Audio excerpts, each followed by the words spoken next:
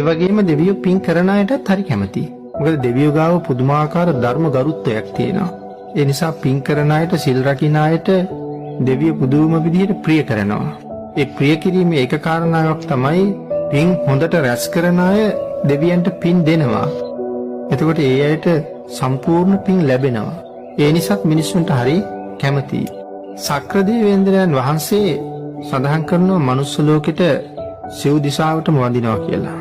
එක දවසක් මාතලී දිව්‍ය පුත්‍රයා සක්‍ර දේවේන්ද්‍රයන් වහන්සේගෙන් අහනවා, ස්වාමීනි මේ පස්පව් කරන නරයන්ට ඔබ වහන්සේ වන්දනා කරන්නේ කියලා. වර්තමානයේ නම් සක්‍ර දේවේන්ද්‍රයන් වහන්සේ සෝවාන් වෙලා ඉන්නේ.